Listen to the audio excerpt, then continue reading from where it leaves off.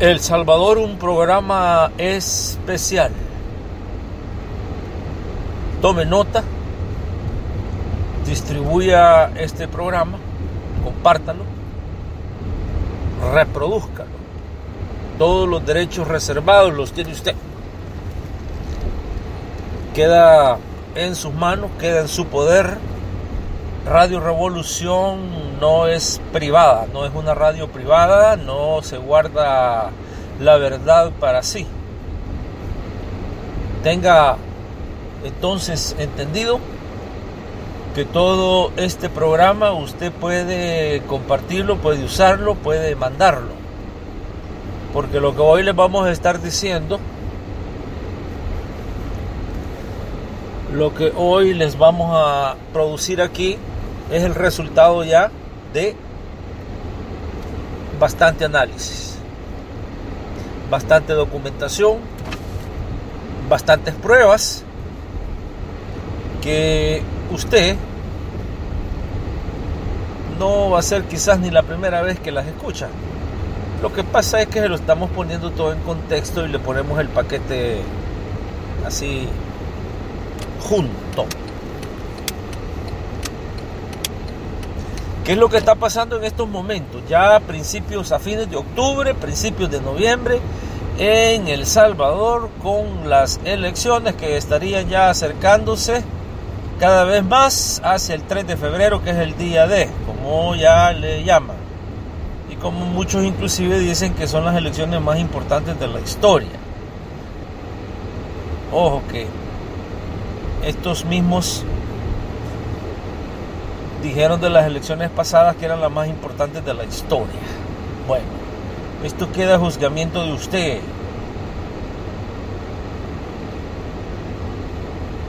Ahora, ¿qué es lo que está pasando en estos momentos? No es nuevo.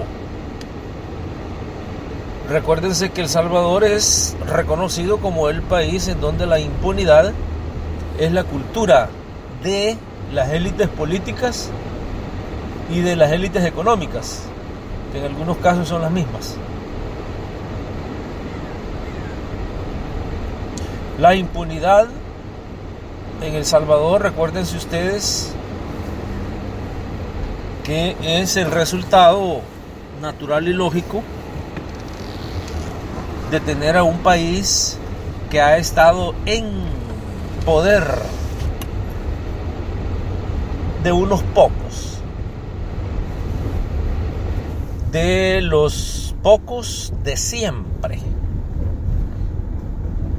de esos que décadas atrás tenían al ejército, a la Guardia Nacional, a la Policía de Hacienda, a la Policía Nacional, a las Fuerzas Armadas, como sus guardianes, como los guardianes de su finca. Y hoy los guardianes siempre están ahí, lo único que han cambiado de uniforme. Ahora tienen saco y corbata y se llaman jueces, se llaman fiscales, se llaman diputados y se llaman políticos. Entonces, lo que hoy está pasando en El Salvador, si lo pone usted en un contexto histórico, verá usted que no es nada absolutamente nuevo. Lo que sí son nuevos son los métodos. En estos momentos nos acaban de informar que el presidente Francisco Flores, que fue presidente de Arena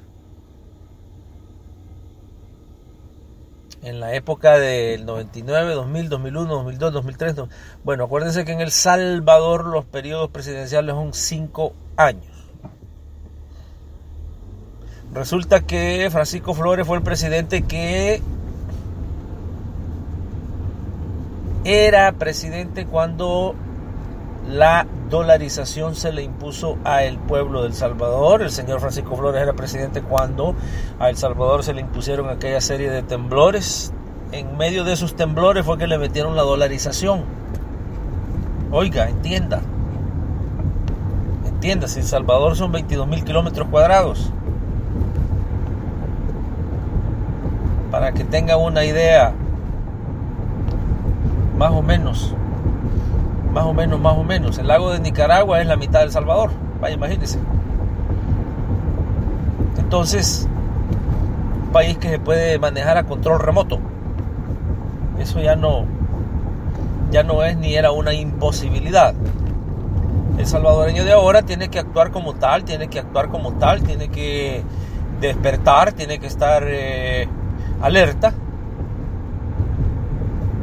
Y ese es el problema que en estos momentos hay. La ultraderecha, lo mismo de siempre, la oligarquía, los dueños del país, tienen ya fraguado el fraude electoral. Nunca han tenido los números, nunca los han tenido. Vea usted las elecciones. Si quiere ver elecciones desde 1932 o si quiere ir antes, desde los 1800. Vaya, póngale desde los 1850 para acá. Usted verá que la ultraderecha, la oligarquía, los dueños del país nunca tuvieron los suficientes votos como para ser una fuerza política aceptable en el país. Los pueblos son inteligentes, los pueblos son cívicos, los pueblos son democráticos. Por eso es que nunca han tenido los números en las votaciones. Porque los pueblos usualmente eligen algo que los refleja a ellos. Y como nunca ha habido eso en El Salvador, nunca los han elegido. Precisamente por eso es que, si usted cuenta y ve las elecciones, oiga bien, haga un análisis, no le va a costar mucho. Va a encontrar dos elementos. Uno, que la mayoría del pueblo nunca vota. Dos, que siempre hay fraude. Siempre. Entonces, ¿qué hay de nuevo hoy? Precisamente por eso les decíamos desde el principio. No hay nada nuevo. No hay nada nuevo. Hay varios elementos que queremos traerle a cuenta. Hoy, los guardianes de las cúpulas políticas y de la élite económica, los guardianes hoy ya no es la policía de Hacienda, ya no son los escuadrones de la muerte, la Unión Guerrera Blanca, ¿se acuerdan? El escuadrón batallón Martínez, ya no. Ahora, ejemplo, el señor fiscal general de la República, este sería el equivalente a la Tandona de aquellos tiempos, porque el señor fiscal de la Nacional, de la República, es el encargado de judicializar al pueblo honrado, de judicializar al pueblo progresista, de judicializar al pueblo que no esté de acuerdo con las élites políticas económicas. Es allí donde está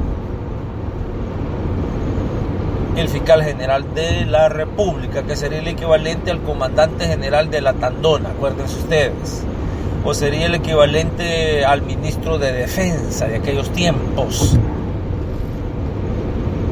Entonces, lo que ha pasado, obviamente, es que se ha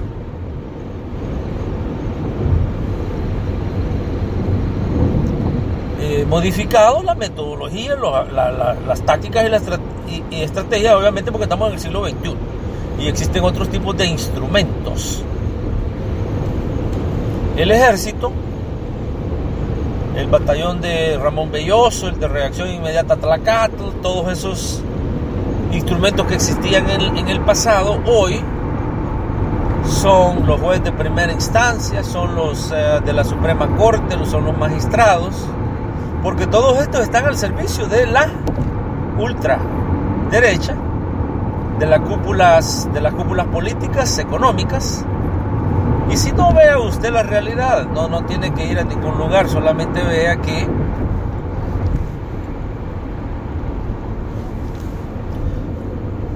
en los últimos tiempos, cuénteme usted cuántos miembros de las élites económicas han estado presos, que son los verdaderos sicarios económicos, son los verdaderos terroristas económicos, son los que evaden.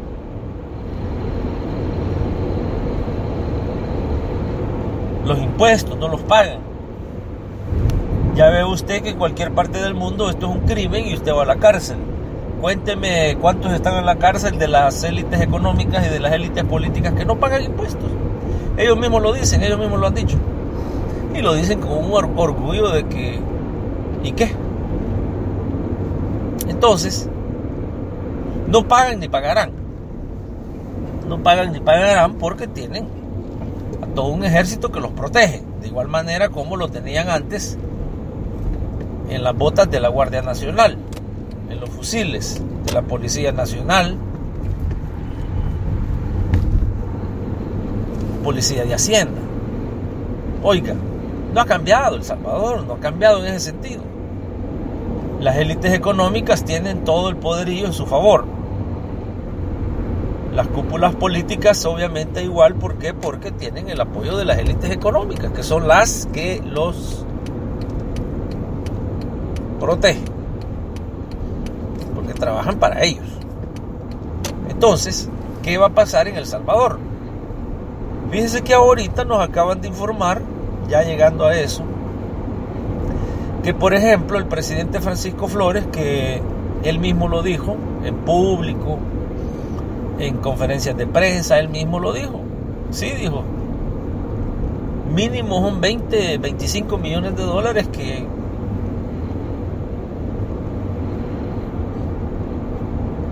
me robé. Lo dijo claramente, pero que yo se los di a Arena. Arena sigue. Arena es el partido político que inclusive ahorita está, lo que ya les vamos a dar los detalles del fraude. El señor Francisco Flores, hoy en una resolución de hace unas horas, se resuelve que al señor Francisco Flores se le devuelva todito lo que se le había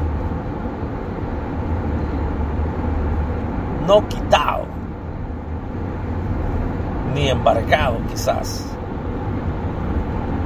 Todito lo que se le había,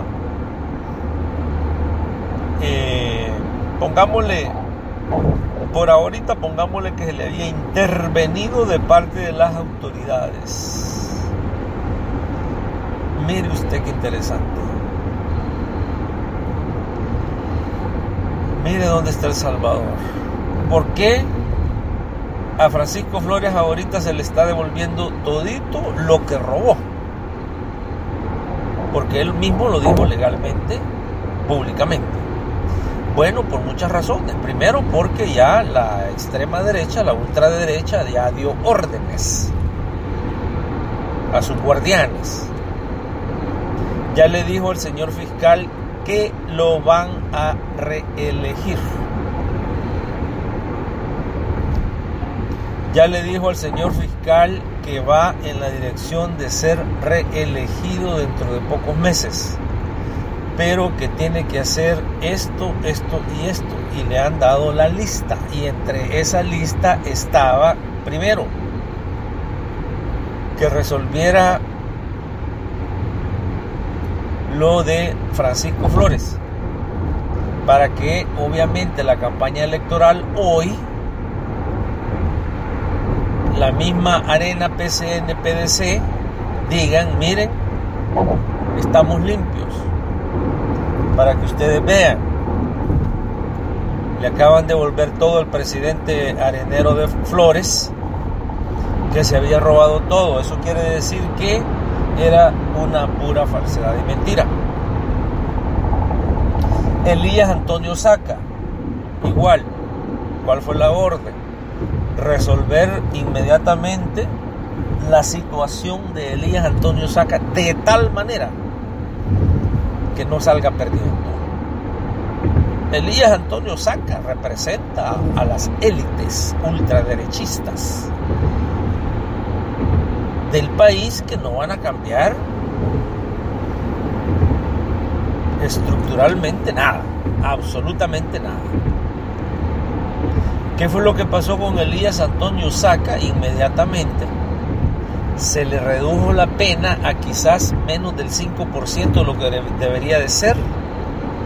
De igual manera, de todo lo que se robó no va a devolver ni el 5%. Hay pruebas ya fehacientes. Y se enterró ya el caso. Ya hoy, después de este fraude que está planificando la ultraderecha, Elías Antonio Saca, por comportamiento ejemplar, va a salir de la cárcel. Que de acuerdo al informe que tenemos, está en un lugar de VIP. Y lo tienen como que es un cuartito de hotel en la cárcel. Entonces va para afuera.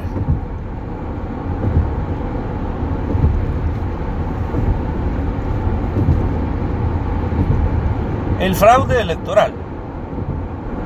El fraude electoral. En el Tribunal Supremo, la ultraderecha tiene el 90% de los votos. Entonces todo lo que allí pase a votación automáticamente tiene el voto de la ultraderecha, porque la ultraderecha es la dueña de esos miembros del tribunal. Y por eso les decíamos desde un principio, esto no es nada nuevo. Siempre ha sido así. Tribunal Supremo Electoral y las otras instituciones siempre han estado al servicio de la élite económica dominante en el país, que ha sido la misma desde 1521. Por eso les dije, tomen nota, que si usted está escuchando con cuidado, a usted ya no lo van a engañar. Y usted va a entender exactamente en qué dirección va el país y por qué. Ya no lo van a engañar. Entonces, el fraude electoral ya tiene la luz verde, porque ya las cúpulas políticas y cúpulas económicas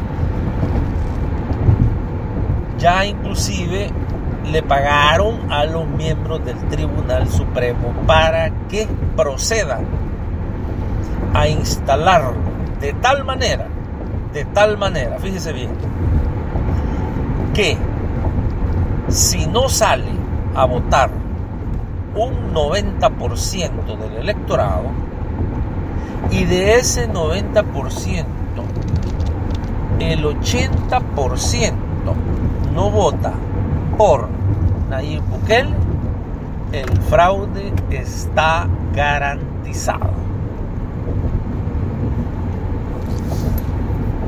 Y la ultraderecha le apuesta a la historia, porque ellos dominan la historia, ellos tienen la historia, ellos son los que han hecho la historia. Y ellos saben que en estas elecciones, o por lo menos le están apostando a que en estas elecciones no va a llegar a votar más del 60% del electorado. Eso ya lo tienen calculado. Hoy, ahorita, fines de octubre,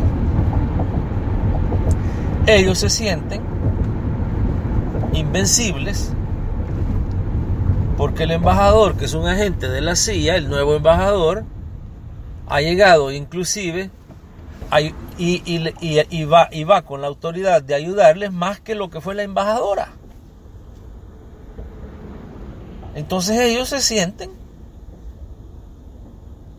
como se sentían allá por 1989, cuando habían derrotado a lo que se le llamaba la guerrilla en esos momentos y los obligaron a firmar los acuerdos de paz. Así se sienten ellos. Y si usted compara de aquella fecha a esta fecha, hoy son más ricos. Hoy manejan capitales que ya sobrepasan el billón. Entonces, ¿cómo entiende usted eso? ¿Cómo entiende eso? Aquí está el análisis, para eso le estamos dando. Por eso es que su radio Revolución es la más escuchada en todo el área. Y esta radio, recuérdense ustedes que no tiene competencia. No hay preocupación por eso. No tiene competencia porque en el aspecto del análisis, Radio Revolución es la número 1 y de ahí no nos salimos. Entonces,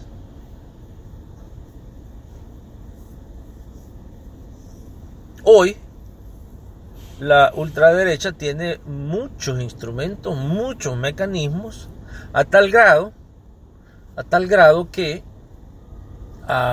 tenemos entendido que aproximadamente de 2.1 a 3 millones de dólares han sido invertidos en lo que se le llama las caravanas. Bueno, recuérdese usted que 2 millones, 3 millones de dólares para estas élites, eso es absolutamente nada. En una semana le queda eso de ganancia a 3 familias que son las que están trabajando en solo para darle un detalle, 3 familias que son las dueñas de toda la alimentación, controlan la alimentación de los presos, en donde entendemos que un plato de comida que les cuesta a ellos no les cuesta ni 50 centavos, se lo meten a los presos en $6. Ahora usted sabe por qué mantener presos es negocio. Y hay que tener más presos. Y hay que tener más cárceles. El presupuesto de la educación hoy se disminuyó. Y el presupuesto para las cárceles y para el aparato de seguridad nacional ha aumentado. No, es que este es un terrorismo económico, un terrorismo político. Las caravanas lo único que necesita es echarle un poquito de gasolina y prender el fósforo.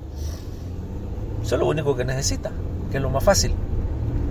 Entonces, la ultraderecha, y Radio Revolución se los ha dicho ya en varias ocasiones, que la ultraderecha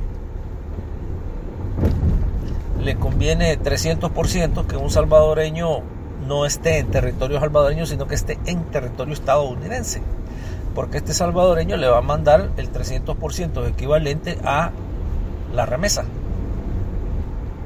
y las remesas obviamente van a terminar a las mismas cuentas bancarias de las élites económicas. Así, mire, dígame usted si se necesita tener un título universitario para entender estas cosas. Claro que no. Entonces, el fraude electoral está en marcha. El acta de votación es uno de esos elementos que va a jugar un papel bien fundamental para poner al candidato de la élite, y hoy está complicadísimo. ¿Quién no es el candidato de las élites? El señor de Vamos está trabajando para Arena. El señor de Gana es un partido de Arena. Arena obviamente es Arena. El FMLN está siendo financiado de igual manera por elementos de las élites económicas. ¿Qué opciones le quedan al pueblo salvadoreño? Entonces, como el fraude ya se planificó, es que en las juntas receptoras de votos, fíjese bien que por 5 supervisores que hayan de las élites económicas, habrá uno de Nayib Bukele,